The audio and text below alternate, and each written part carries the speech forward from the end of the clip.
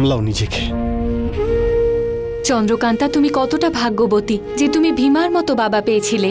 তিনি তোমার প্রাণ বাঁচাতে গিয়ে নিজের প্রাণ দিয়ে দিলেন যাতে তুমি আঘাত না পাও। চন্দ্রকান্তা, যদি তুমি বাবার আত্মা শান্তি পাক সেটা চাও, তোমার বাবার মতো হও, নির্ভীক, সাহসী, মনে জোর রাখবে। অশুভ শক্তিকে বিনাশ করে সত্যকে রক্ষা করতে হবে তোমায়। তুমি বুঝতে পারছো আমি কি বলতে চাইছি? ওঠো, ওনাকে নিয়ে যেতে হবে।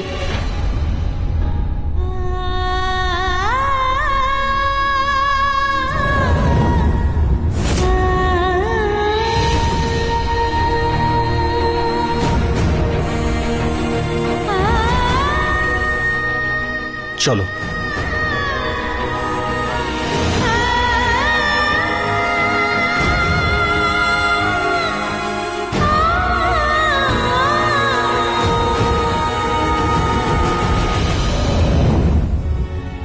আমার কাজ শেষ হয়েছে, এবার আমি আমার রাজ্যে ফিরে যাব। দাঁড়ান,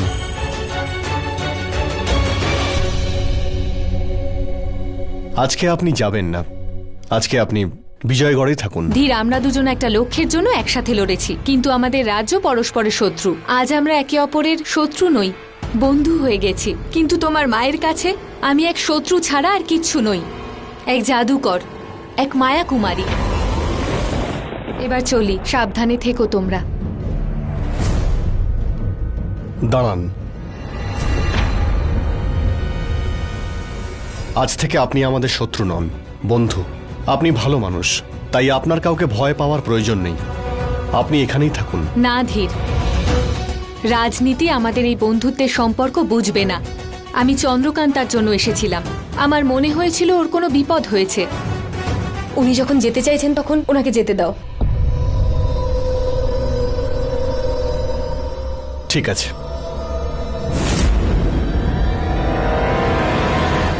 আমার ছেলেকে জঙ্গলে ছেড়ে এসেছো, জঙ্গলে ছেড়ে এসেছো তোমরা, জঙ্গলে।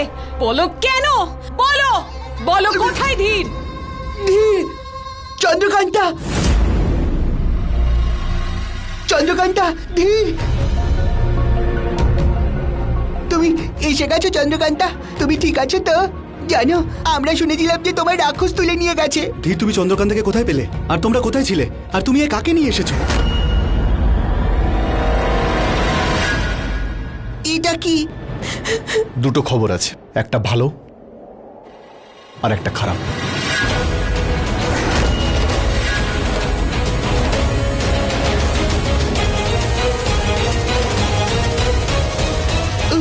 কাকা, কাকা, কাকার এই অবস্থা। চন্দ্রকান্তা, কি করে হলো? কি হয়েছে কাকার? মা, ভাই,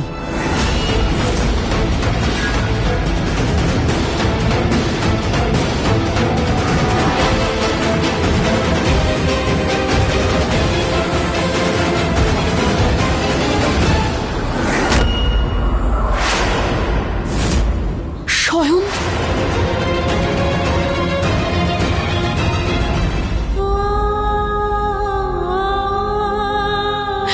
স্বয়ং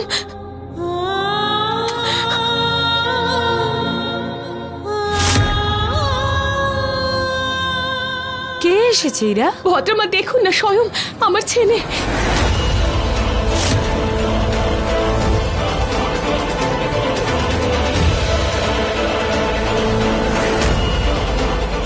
না, এটা হতে পারে না। এটা এটা কি করে হতে পারে? ইরাবতী, এ তো খুব ভালো একটা খবর। ভগবান বিষ্ণুর পরম আশীর্বাদ। যাকে তুই এতদিন পাসনি সে জীবিত অবস্থায় ফিরে এসেছে। এ তো খুবই খুশির খবর ইরাবতী। ধীর, ওকে ওকে তুমি কোথায় পেলে? আর ওই রাক্ষস হিরণ্যাসুর, ওর কি হলো? ভদ্রময় রাক্ষস ওখান থেকে পালিয়ে গেছে। চন্দ্রকান্তার বাবাকে মেরে ফেলার পরে গায়েব হয়ে গেছে ওখান থেকে। আর স্বয়ংকে আমরা এই গুহা থেকেই পেয়েছি। মা, 3 বছর আগে যুদ্ধ থেকে ফেরার পরে তুমি বলেছিলে যে স্বয়ং শিক্ষা লাভ করার জন্য বাইরে কোথাও গেছে। তুমি নিজে ওকে পাঠিয়েছিলে, ওর চিঠিও তো আসতো। ও ও যখন চিঠি পাঠাতো তাহলে ও গুহাতে গেল কি করে? ধীরের প্রশ্নের উত্তর যদি আমি না দিই তাহলে ধীর সারা জীবন আমাকে সন্দেহ করে যাবে। হ্যাঁ, স্বয়ং আমাকে চিঠি লিখতো, কিন্তু 3 মাস আগে ওর চিঠি আসা বন্ধ হয়ে গেল। আমি যখন প্রহরীদের খোঁজ নিতে পাঠালাম, ওরা এসে বলল ও মায়া শক্তি শিখতে জঙ্গলে গিয়েছে। আমি তো ভেবেছিলাম ও সত্যিই ওখানে শিখতে গেছে, তাই চিঠি লিখতে পারছে না। কিন্তু আমি কি করে জানবো যে ওই রাক্ষস আমার ছেলেকে তুলে নিয়ে গেছে? মেঘ, তাড়াতাড়ি যাও, রাজবৈদ্যকে ডেকে আনো। দাসীদের বলো যেন রাজকুমারের ঘর পরিষ্কার করে রাখে, আমার পাশের ঘরটাই। যাও। প্রহরী, রাজকুমার স্বয়ংকে ঘরে নিয়ে যাও।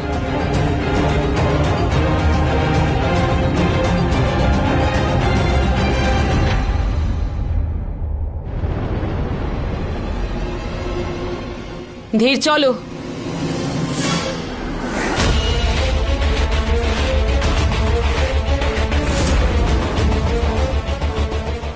ধীর,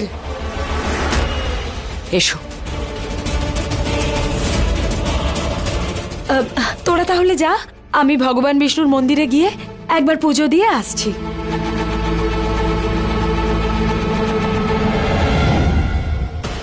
মা, এটা আমাদের খুঁজে বের করতে হবে যে ভাই ওই রাক্ষসের গুহাতে পৌঁছলো কি করে, আর ওর এই অবস্থা কে করেছে। ওর এই অবস্থা যে করেছে আমি তাকে ছাড়বো না ধীর, কিন্তু আমার যা যা করার আমি তাই করব। তবে এখন আমি শুধুই ওকে দেখাশোনা করব। মা, আমি জানি তুমি আমাকে ক্ষমা করবে না। আজকের দিনটাই এরকম। চন্দ্রকান্তার বাবা ওখানে মারা গেল, আর ভাইকে আজ আমরা ফিরে পেলাম, আর চন্দ্রকান্তার স্মৃতিশক্তিও ফিরে এসেছে।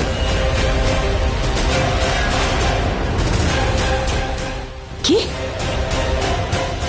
চন্দ্রকান্তার স্মৃতিশক্তি ফিরে এসেছে?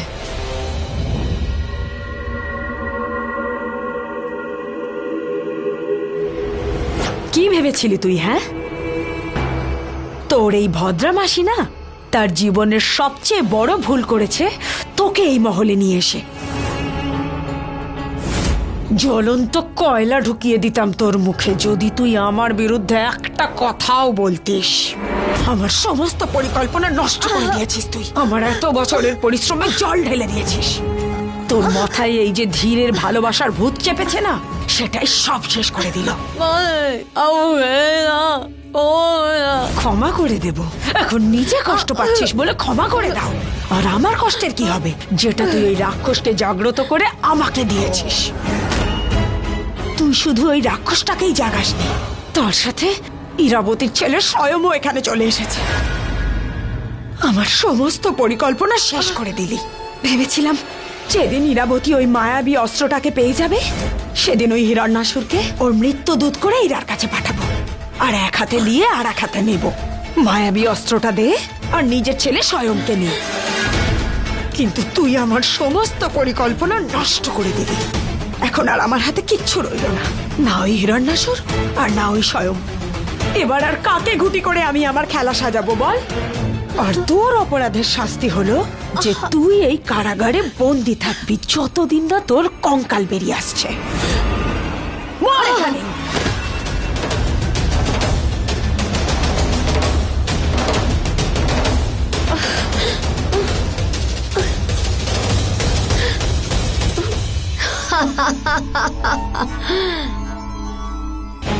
বুড়ি, আজ তুই এগুলো বলে খুব ভালো করলি।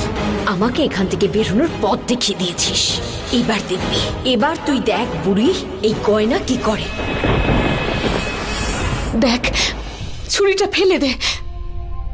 আমার কাছে আয় সোনা, আয় স্বয়ং।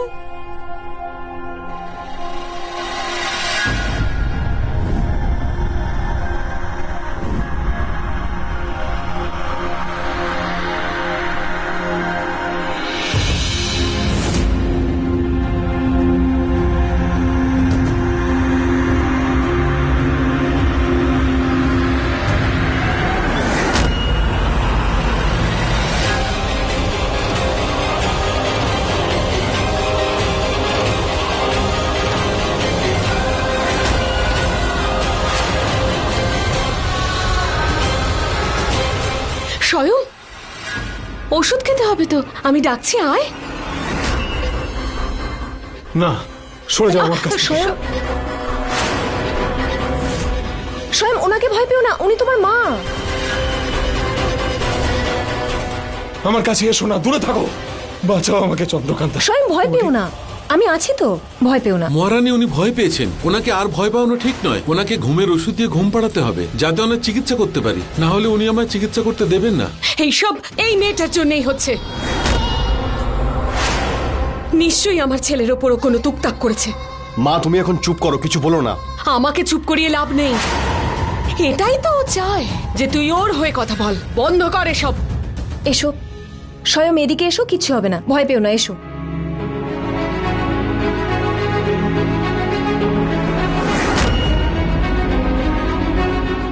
আপনি ওষুধটা আমাকে দিন, আমি খাইয়ে দিচ্ছি। ভয় পেও না স্বয়ং, আমি এসে গেছি তো, তোমার কিচ্ছু হবে না। নাও ওষুধটা খেয়ে নাও।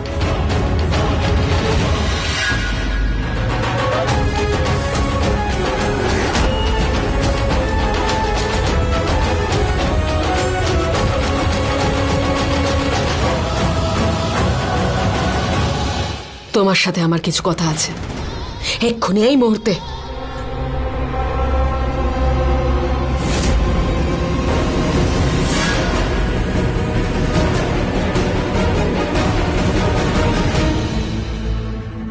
বলুন রানীমা, কি কথা আছে আপনার? আপনি বলছিলেন আমি কোনো পরিকল্পনা করেছি।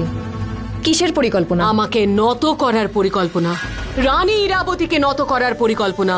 কিন্তু চন্দ্রকান্তা এসব কেন করতে যাবে মা? এসব করে ওর কি লাভ হবে? আমার সিংহাসন, আমার সত্তা, আমার রাজত্ব, আমার বিজয়গড়, এই সব কিছু আমার ধীর।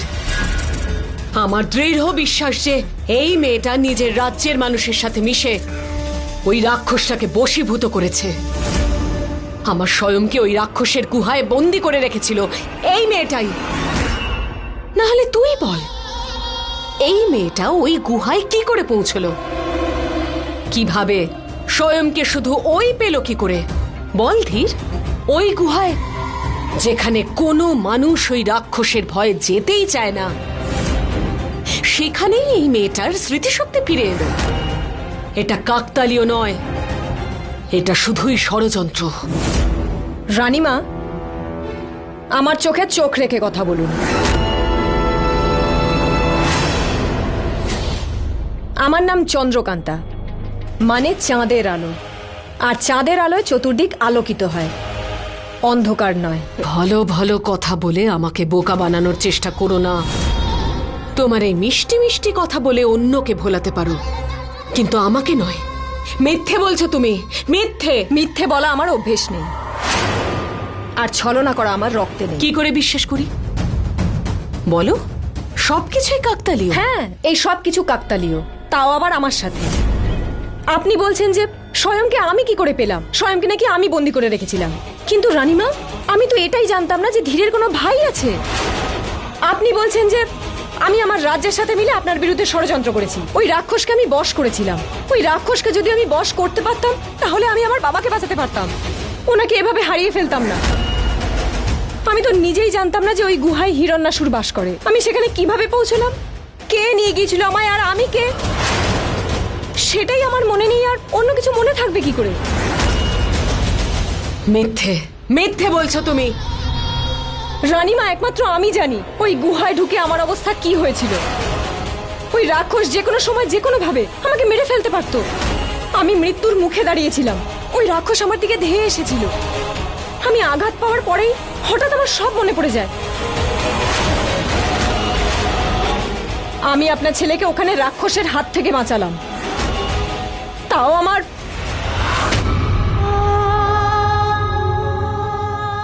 তাও আবার নিজের বাবাকে হারিয়ে। আর আপনি বলছেন যে দোষী আমি। চন্দ্রকান্তা, আমি চন্দ্রকান্তা।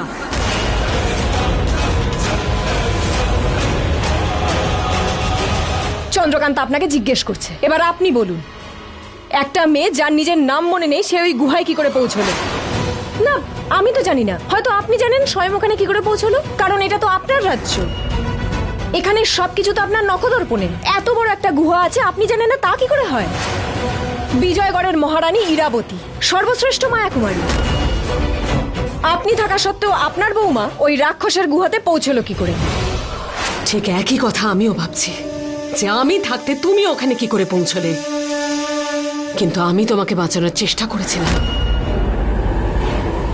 মিথ্যে বলছেন আপনি। আমাকে দোষারোপ করছো? দেখলেন তো আপনি কত রেগে গেলেন। আমিও ততটাই রেগে গিয়েছিলাম যখন আমি বললাম আপনার ছেলের প্রাণ বাঁচিয়েছি, অথচ আপনি বললেন আমি নাকি মিথ্যে বলছি। আপনি যা বলেন সে সব কিছু সত্যি কথা, আর আমি যা বলি সব মিথ্যে। এই রাজমহলের এটা কেমন নিয়ম রানীমা? উত্তর দিন রানীমা, এ কেমন ন্যায়? আমি জানি যে আপনি আমায় বিশ্বাস করেন না, কিন্তু আমি আপনাকে বিশ্বাস করি, কারণ আপনি আমার শাশুড়ি হন। আর আমার মা বলেন যে শাশুড়ি নাকি মায়ের মতন হন। আমি আমার শাশুড়ি মাকে সম্পূর্ণ বিশ্বাস করি যে উনি সত্যি বলছেন। উনি নাকি সত্যি আমাকে বাঁচানোর চেষ্টা করেছিলেন। এতটাই বিশ্বাস যদি আপনি আমার উপর করতেন, তাহলে আজকের দিনটা অন্যরকম হতো। তুমি আমার সঙ্গে ছলনা করছো? আমার সাথে? মা, আমি জানি তুমি খুব রেগে আছো, এই জন্য চন্দ্রকান্তাকে ভুল বুঝছো। এই যা কিছু হয়েছে এতে ওর কোনো হাত নেই। আমাদের তো খুশি হওয়া উচিত মা, যে ওর স্মৃতিশক্তি ফিরে এসেছে। ওর জন্য ভাই আজকে আমাদের কাছে। তোমার তো খুশি হওয়া উচিত।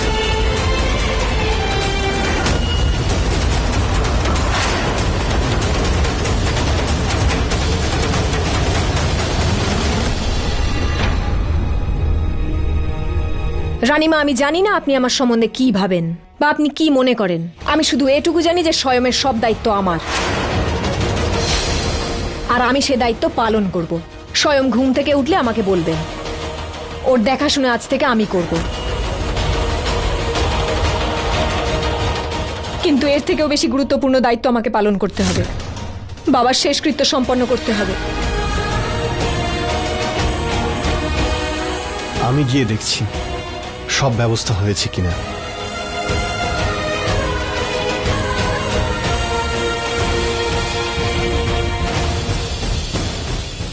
রানীমা, আপনার স্বয়ং আমার কাছে আসতে এই জন্যে ভয় পায় না, কারণ ও আমাকে বিশ্বাস করে যে আমি ওর প্রাণ বাঁচিয়েছি। আর কথায় আছে, কেউ কাউকে প্রাণে বাঁচালে তার থেকে বড় কেউ হয় না। কে ওকে মারতে চাইছিল তা তো আমি জানি না, কিন্তু যে প্রাণ বাঁচিয়েছে সে আপনার সামনে। এবার আপনি সিদ্ধান্ত নেবেন তাকে বিশ্বাস করবেন কিনা। আপনার ছেলেকে পুরোপুরি সুস্থ করার দায়িত্ব আমার, কিন্তু সুস্থ করার পর সে আপনার কাছে আসবে কিনা তা আমি জানি না।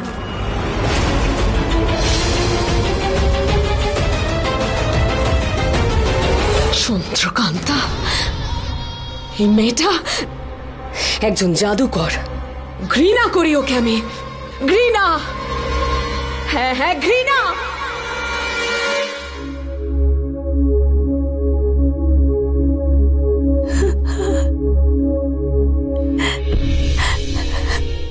যে মেয়েটার চোখে আমি কোনোদিন জল দেখতে চাইনি, আমি তাকে আজ অব্দি কষ্ট ছাড়া কিছুই দিইনি। মুখাগ্নি করার জন্য পুত্র এগিয়ে আসুন।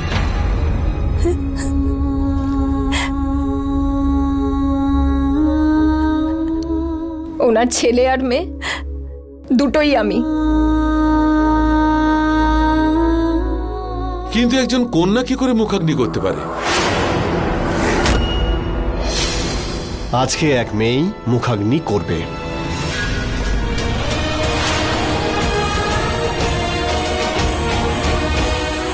কিন্তু এই ধরনের প্রথা তো এখনো পর্যন্ত উঁচু রাজবংশেও দেখা যায়নি। তাহলে আজ থেকে এই নিয়ম চালু হলো। যাদের শুধু কন্যা সন্তান আছে তাদেরকে শেষকৃত্য সম্পন্ন হবে না।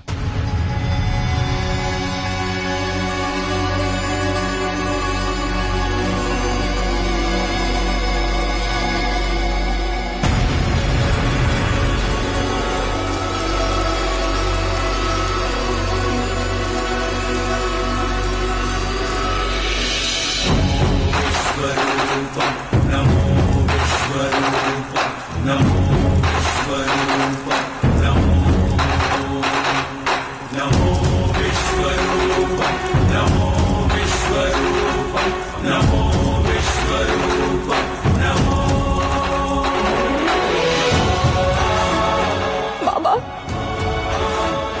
ছেড়ে চলে গেলে